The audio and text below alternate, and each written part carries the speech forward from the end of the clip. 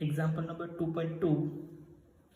The question is, two charges 3 into 10 raised to minus 8 coulomb and minus 2 into 10 raised to minus 8 coulomb are located 15 centimeter apart.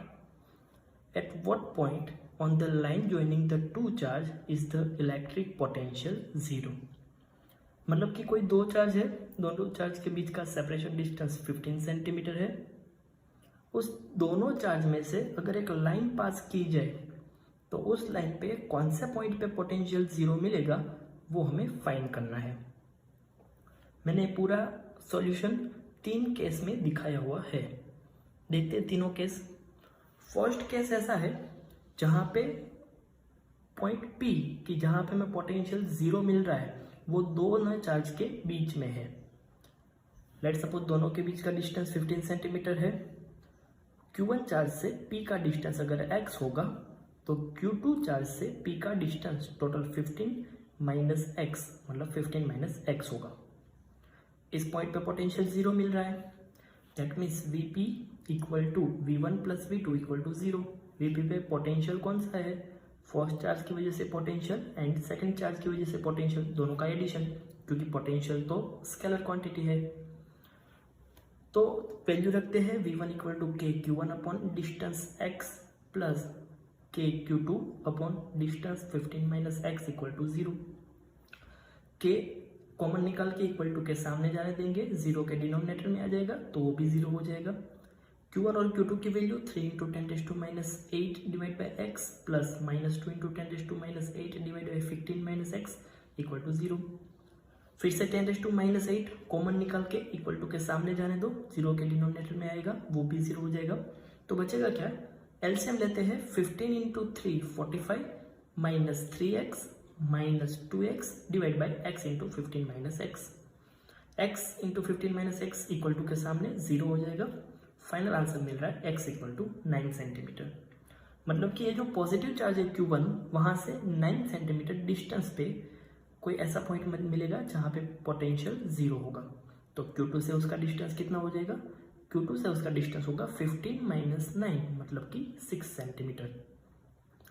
Second case, कोई एक ऐसा case है जहां पे ये जो पॉइंट कि जहां पे हमें पोटेंशियल जीरो मिल रहा है वो Q1 और Q2 के बीच में नहीं है लेकिन इस सिस्टम से बाहर है, लेकिन उसी लाइन पे है।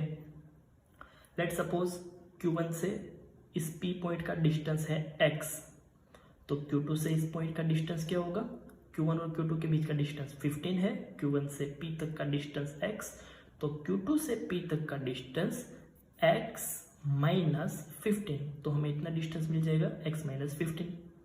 फिर से सेम P पॉइंट पे टोटल पोटेंशियल Q1 की वजह से एंड Q2 की वजह से, तो Vp equal to V1 plus V2 equal to zero.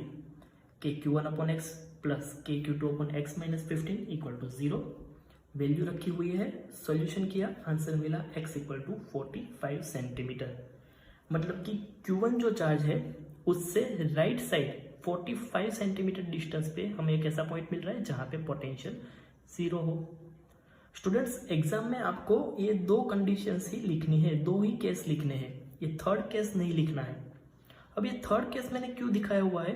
अब कई स्टूडेंट्स को ऐसा क्वेश्चन हो रहा होगा कि हमने ये P पॉइंट यहाँ से राइट साइड ही क्यों लिया, अगर हमने P पॉइंट लेफ्ट साइड भी हम ले सकते थे। तो ऐसा ही एक मैंने केस लिया हुआ है कि जहाँ पे मैंने पॉइंट P वो इस सिस्टम से लेफ्ट साइड पे है। देखते हैं इसमें आंसर में क्या चेंज होता है। तो चलो Q1 से P तक का डिस्टेंस में कंसिडर करता हूँ x, तो Q2 से P तक का डिस्टेंस हो जाएगा 15 प्लस x। फिर से same Vp equal to V1 plus V2 equal to zero. Value रखी, आंसर हमें मिल रहा है x equal to minus 45। Students, case 2 and case 3 दोनों में हमें सेम ही आंसर मिल रहे हैं। माइनस 45 मतलब क्या? हमने Q1 को ओरिजिन लिया हुआ है और x Q1 से लेफ्ट साइड है। अब यहाँ पे हमें माइनस 45 आंसर मिल रहा है, मतलब हम जिस डायरेक्शन में जा रहे हैं उसके ऑपोजिट डायरेक्शन में 45 सेंटीमीटर पे जाना है। और हमें यहाँ पर भी वही सेम आंसर मिला। x क्या है? Q1 से राइट साइड 45, मतलब इस दोनों केस में आंसर तो सेम ही मिलेगा 45, लेकिन ये जो केस है वो सिर्फ अंडरस्टैंडिंग के लिए है। आपको एग्जाम में सिर्फ केस 1 एंड केस 2 ही लिखने हैं, क्योंकि केस 2 एंड केस 3 दोनों में सेम ही आंसर आएंगे। मतलब कि हमें कोई दो ही ऐसा पॉइंट मिलेगा जहां पे पोटेंशियल जीरो हो रहा हो, एक तो दो चार्ज के बीच में और दूसरा पॉइंट इस सिस्टम के बाहर किसी पॉइंट पे।